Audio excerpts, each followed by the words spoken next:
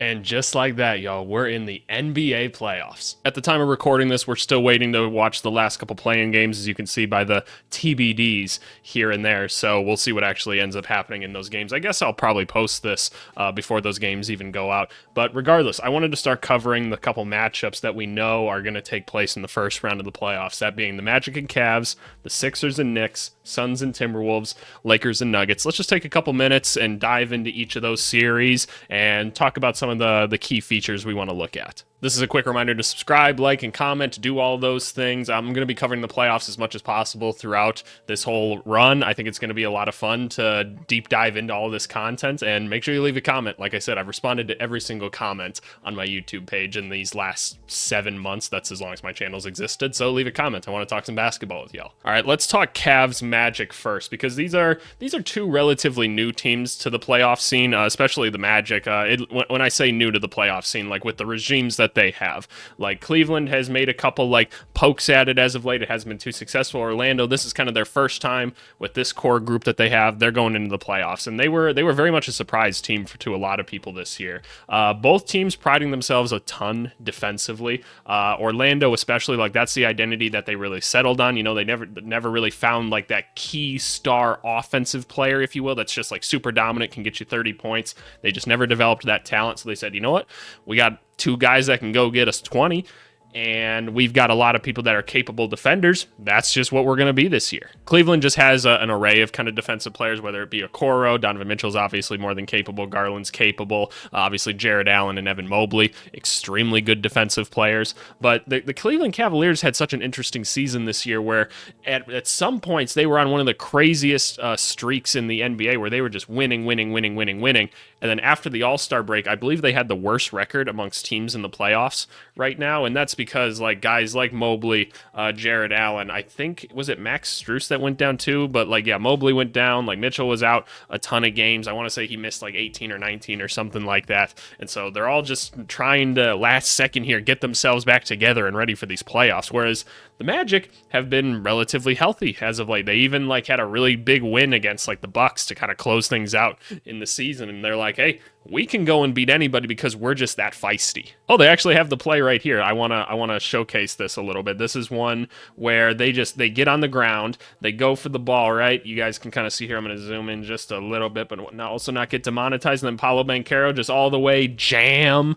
Yeah, that right there sums up the Magic season right there. Extremely scrappy. I want to say they're like one of the top teams in the NBA in like deflections and like steals, and I have to imagine points off turnovers. So that's what the Orlando Magic do right there. They're very feisty. The shot creators are kind of limited on the team, right? They don't really have a solidified point guard. Like, it's not Markelle Fultz. It's not Anthony Black right now. Like, Cole Anthony can come in and score sometimes. That's kind of cool, but it's just kind of like, who's running point? Suggs has obviously proven to be a very, very good defensive player. That's awesome. That's where his identity lies. Capable three-point shooter. That's awesome. Franz can go get buckets at times, but since the All-Star break, he has not been able to hit a three to save his life, which is kind of worrisome because he hasn't exactly been like a knockdown three-point shooter. You look at him and you think like, yeah, this guy looks like a three-point shooter, but he really hasn't been too much in his career. Obviously, Banchero, all-star level player now. That's awesome. Wendell Carter, very nice defensive player that can spread the floor. You go to the bench, you find more interesting defensive players like Jonathan Isaac, right? Like I said, Cole Anthony's a nice offensive option for them coming off the bench. You got guys like Gary Harris, too, who are pretty capable defenders. They've been around the NBA for a long time. Like, they're starting to hit their shot again. So there's something going on here. If you look just purely talent-wise, it's definitely Cleveland because they have such an array of three-point shooters. But, you know, Orlando could maybe just out-scrappy them. And honestly, looking at what happened to Cleveland last year in the playoffs, that's kind of how they got bounced last year. So that could very well be the case again. So this is interesting here and actually going off what I was just talking about. So these two teams split their season series against each other. The 4 games they played, the Cavs won 2 games and they made more than 10 triples. The Magic took the other 2 where they held them to less than 10, right? Because the Magic don't really have any shooters on their team like at all, and Cleveland's got a bunch of them, whether it be like Strus, LeVert, Garland, Mitchell. Like Mobley's more than capable, right? Like there's dudes on this team that can really knock it down, so that's going to be the key, right? Like how many 3-point shots can they defend? I think one of the more interesting matchups in this game is probably going to be like you presume Suggs is going to get put on Donovan Mitchell, right? And like that's kind of a clash of like extreme offensive talent and a like very pesty Patrick Beverly type defense from Jalen Suggs. So that's the one I'm most looking forward to watching.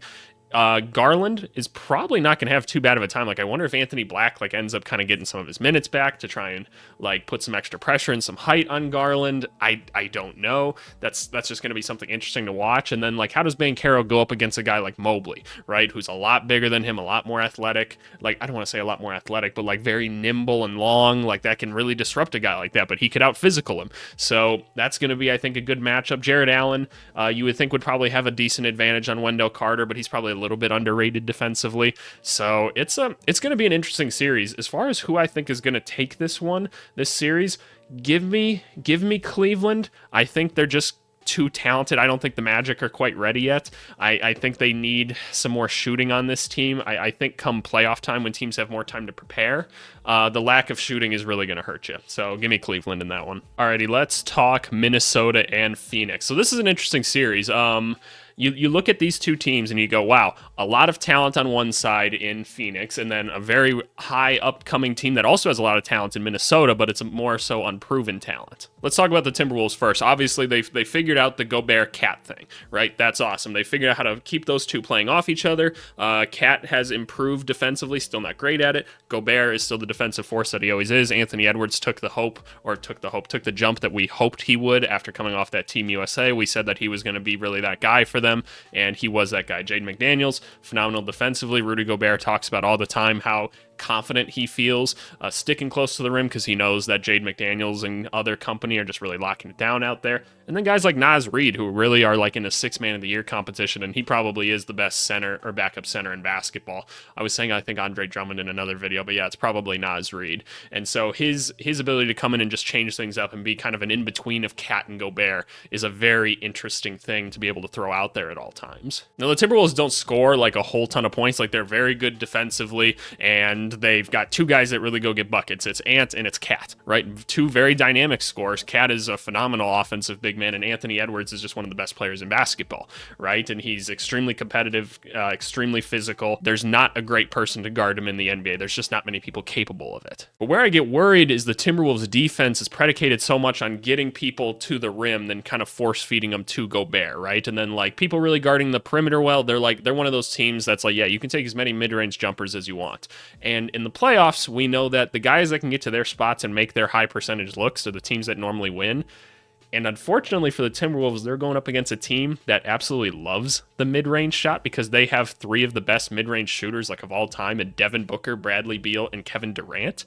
So how do you stop that from happening? That means pulling Gobert out of the paint a little bit more, right? Like you kind of maybe have to like hard hedge a couple more screens and you're giving up maybe some swing threes or something like that. Is that something that Minnesota can adjust to, right? Like do they have the personnel to really do that? Because like on the wings, they're pretty thin after you lose McDaniels, right? Like Kyle Anderson can go out there somewhat, and he does a lot of things well, but it's not easy, right? Because sometimes you're going to be asking guys like Naz Reid or Cat to do that, and that's just kind of a sketchy situation. Now, talking about the Suns had obviously a very weird season. In essence, they weren't very good at points, but when the big three are on the court together, they absolutely scorch teams. They score it's like 125 or maybe more. Do they have it in this article at all? 123.3. Yeah, there you go. When the big three are out there. So yeah, really good offensive team. They were all healthy for the end of this season here, where they went like 7-3 and most notably beat the Timberwolves twice very handily. The Timberwolves did lose to them all 3 times this year, pretty poorly. Like Phoenix just kind of torched this team. That's why I say I'm like, it's not a great matchup for them. Like there's too many guys that can get to their spots and too many shooters around them. You bring in guys like Grayson Allen, who just got his extension, shout out to him, but such a dynamic shooter. Same with Eric Gordon that can go and fill it up at any moment. You got guys like Royce O'Neal now out on the wing, and you got Yusuf Nurkic that's out there just really trying to clean things up, and he's going to be super physical with these guys. Now the hope is that you can outsize this team, because after Yusuf Nurkic, there's a big question as to like what other bigs do they really have that they can throw out there. Because like if you throw Bull out there, Cat and Gobert and Naz are going to absolutely tear him to shreds, right? Like you could throw Drew Eubanks out there. He's not bad, but he's not good either. So you've got kind of a complete size mismatch there. So the Timberwolves have to make sure they're really hitting the defensive glass hard, because if you give these guys second chance opportunities, you're never going to come even close to them, because then it's just, okay, well, Devin Booker missed a shot. I guess Kevin Durant will shoot it now. It's like, oh, shit. or God forbid Bradley Beal shoots it, right? It's like, oh shit. Like, it's just, you're just not going to win that way. Yeah, here's the thing as well. Like, all these dudes have dropped 30 on this team at some point this year. Like, Booker has, Durant has, Beal has, like, because the Timberwolves set them up to play their game, and that's kind of how it is. And actually, I think this article does a great job of saying, like how they guard Edwards is going to be the key, right? Because Edwards is the one that can go nuclear and win a game at any second. Not that Kevin Durant, Beal, or Booker can't do that either. But, if you really like hone in on Edwards and you can turn him off, there's not a lot of other shot creators on this team. It's not going to be Monte Morris. It's not going to be Mike Conley, right? It's just that's not what's going to happen. So if they can find a way to play some sort of like dynamic defense on him, maybe they're just icing him completely, and maybe they make Cat play in a short roll opportunity where he has to be a decision maker. Maybe that's a way that they go about doing it, kind of like what we saw the Kings do against Golden State, where obviously you're telling Draymond to play that situation, and Draymond's a master of it, but you just kind of figured it out. But I wonder if they take a play out of their playbook. As far as predictions for this series, Timberwolves fans, I'm sorry, I've got some good connections on the Timberwolves and everything, and this is probably the second best season this franchise has ever had. But I'm going to take Phoenix in it. I'll probably be low key rooting for Minnesota, but I'm giving it to Phoenix in this one. I just think it's just such a poor matchup for them, unfortunately, and I think we're going to see that big three move on. Alrighty, moving on to the East, we have Knicks and Sixers. This should be an interesting one right here. So let's talk about the New York Knicks first. Obviously, the second seed. Kind of a slow start to the season for the New York Knicks.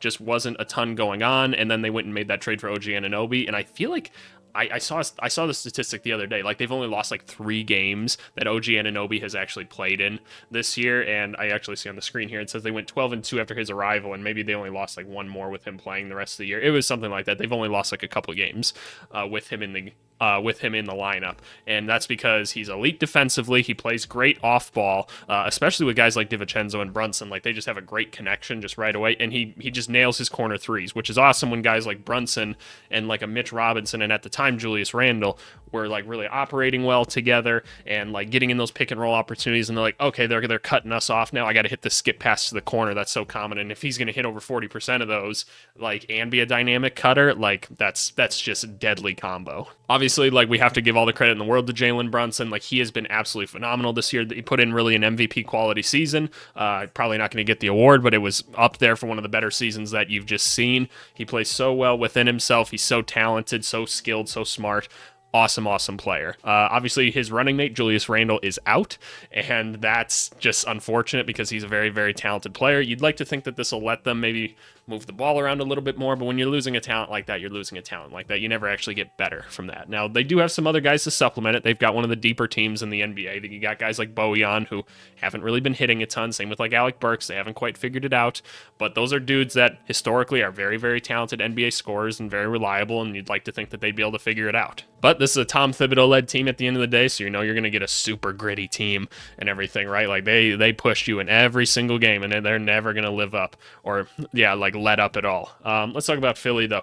Obviously, phenomenal start to the season. It looks like, okay, they're one of the big 3 teams in the East. Joel Embiid goes down with the meniscus injury, and it just all completely falls apart, right? Because the team isn't, like, too incredibly talented once you get past, like, Embiid and Maxey, and, like, you're like, okay, Tobias Harris and Kelly Oubre are nice players. It's like, okay, like, at the time, like, at shooting guard, they didn't really have a complete solution. They have Buddy Hield now. I don't know why they're starting Kyle Lowry. That doesn't make any sense to me. Buddy Hield is a way better fit for that situation. Just bring Lowry off the bench. I don't know. That's just me. Like, I hate to like come down on like NBA coaches for things, but that just makes 0 sense to me whatsoever. But this team is good when Joel Embiid's on the court, man. And like, while he's not anywhere near in shape right now, like he's doing enough. So the question is, like, what can they do to, one, stop New York and guard Jalen Brunson? That I have no idea what they do. They just don't have a good matchup for that. Like, Kyle Lowry's also short and stocky and everything, but I don't think Brunson's one of those players you can really, like, game plan around too much unless you're sending 2 at him, and there's too many other scorers that are smart enough to play off of him to where you'll be able to stop that. Like I said, you have the Anunobys, you have the DiVincenzos that are so talented, right? And like Bojans and Alec Burks, and there's just too much going on to where I think you can just try to lock in on Brunson all the way. Where I get worried about Philly as well, and this is the thing that we see every year, that they get bounced from the playoffs early, right? And I keep saying that as great as Joel Embiid is his game is relatively simple at the end of the day. He's an incredibly dominant force, but his game is relatively simple. It's not that complex. So when you get time in the playoffs to really sit down and game plan for a guy like this. While, yes, he's a big, tall guy that you have to look at and he's scary, there's a lot of things that you can do with it, and Tom Thibodeau is not going to be necessarily a guy that misses like on these defensive calls. You got guys like Mitch Robb out there, Isaiah Hartenstein that you can throw out there. They've got guys like Precious Achiuwa that have been really great for them defensively. I don't think that the Knicks don't have an answer to anything that the Sixers can throw at them. So I feel like the Sixers are just going to have to get really hot from three at points. But even then, like, the Knicks got a lot of length that they can throw out there onto some of these guys if they get hot from shooting. So what are you really going to do to try and get this offense going? And that's, again, why I'm like, I feel like you need Buddy Hield out there, man. Someone that can catch fire at some point and get you going early. I feel like you're going to need some guys that can really go on some offensive runs in this game. All right, so head-to-head this year, they went 3-1. Yeah, I remember that. I know they've all happened post-Anunoby trade. Embiid only played in like one of the games or something like that, and I believe Mitchell Robinson was out for that one. So now Mitchell Robinson's back, right? And Isaiah Hartenstein was, as I'm seeing right here, they even wrote, like, he was trusted enough to guard him. Ooh, Hartenstein finished the season second in the NBA defensive estimated plus minus.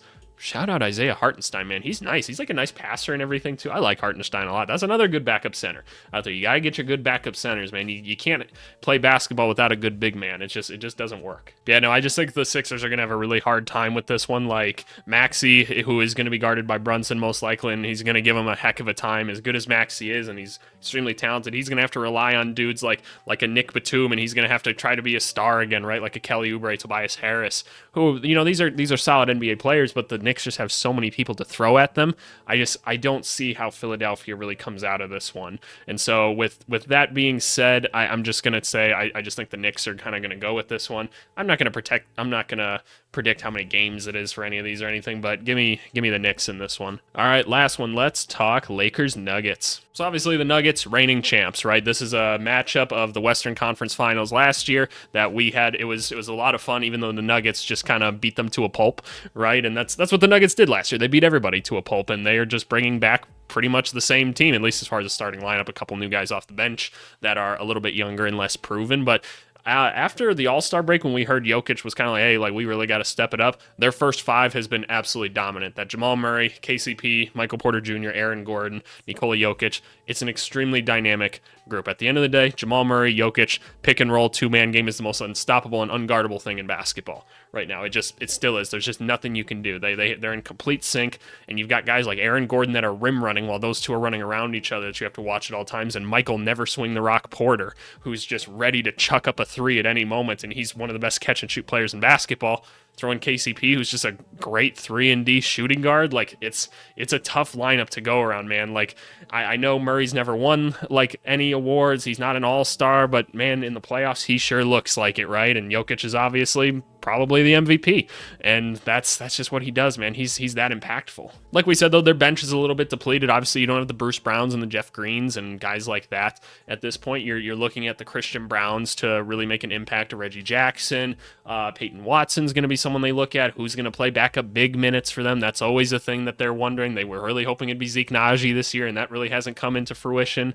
So it's going to be interesting, but that first five of the Nuggets, man, is a tough one to stop. All right, let's talk about the Lakers, though, who have really turned things around as of late, in part because D'Angelo Russell's been playing so good. Obviously, Anthony Davis was healthy for most of the season. He doesn't seem too healthy now, and he had a really bad game in the last game, and I know he had 20 points. He didn't play a good basketball game, all right? He got like 12 free throws off of just like nonsense fouls, and he was not playing any defense whatsoever. So if he's hurt, he's hurt, but it's like, okay, let's not throw you out there then if you're not going to guard nobody, right? Like, you think Jokic isn't just going to bang him like the whole game? But anyway, like the rotation that they have on the wing is probably one of the better ones in the NBA when you look at guys like Hachimura, Taurean Prince, the Cam Reddishes, right? Like Gabe Vincent is a nice guy that can switch on to a bunch of people. He's been playing good. Like Jared Vanderbilt hasn't even been like released on anybody yet because they're so scared of how bad he is offensively. But I've made arguments that you could do some small ball five things with him in this series, and I'd like to kind of see that. But anyway, yeah, you have plenty of ball handlers on the team. You got a lot of shooting. You got big men on this team. It's a very complete roster. Like, it can very well compete. I think this Lakers team looks a lot better than the team that the Nuggets saw last year, especially because D'Lo's just playing so well and so confident. He kind of wavered a bit in that last game to start the second half, but then kind of the flame reignited a little bit. I hope he just keeps his head like really on it in this whole game, and he can just really go at people, because D'Angelo Russell's a very dynamic player, and any of you people that are hating on him, you guys are just delusional. channel. So head-to-head this year, the Denver Nuggets swept them 3-0. It looks like in each of them they were up by at least 10 or more points, and that's kind of what you figure, right? It says, yeah, Jokic and Murray were tremendous. Like, that's just the two-man game. So do you put, like, you're not putting Hachimura on Jamal Murray, but, like, do you just throw... I don't even know. Like, you have to put Reeves on him or something. That's not really shut down. Like, you almost have to put like a Torian Prince or something into maybe try and disrupt him, put a little more length on him. You just have to play a little bit bigger. That's maybe the answer, because it's not like KCP's really like cutting to the hoop or anything. He's really just spacing. So you just have to be able to put up a good closeout on him. That's probably the hope. But I don't know, like, despite like I said, the Lakers having all these wings and different options for switchability, I don't know if they can compete with that first five of Denver that can just be so catastrophic. Because if it's close in the fourth, I trust this Denver 5 to get it done. Yeah, this is definitely going to be the matchup to watch. Like, is Anthony Davis basically, is he going to show up, right? Because let's not forget, like, last year in the playoffs, like, we were all talking about, like, oh my God, he'll have, like, 3 points one night and, like, 40 the next. It's like, okay, like, when is this dude just going to, like, have it click? And that's always been the conversation with AD a little bit, and obviously he's been healthy this year. That's awesome. He doesn't look healthy right now, that or he's just really unengaged, and I like to think that he's just not healthy right now. But how is AD going to do against Jokic? I think Jokic just has AD's number, in all honesty, because he's going to be relentless with him, and that's just not how AD plays, unfortunately, as much as we'd like him to. So I'm willing to bet that Denver's going to take this one as well. But yeah, y'all, that's the first day of, or the first round of the playoffs, at least the first half of games. I don't know what I'm talking about at this point. It's late, but that's a first round look for these couple games. Let me know who you guys think are winning these games, and what do you think some important pieces to them are. I'm really excited to watch all these games. Make sure you guys jump in my Discord or something if you want to talk some hoops with me or anything like that. The description has the link and everything, so click there, YouTube things. But yeah, thanks so much as always, y'all. Subscribe, like, comment, do all those things. I respond to every comment. We'll talk to you guys later as we cover the rest of these. Bye.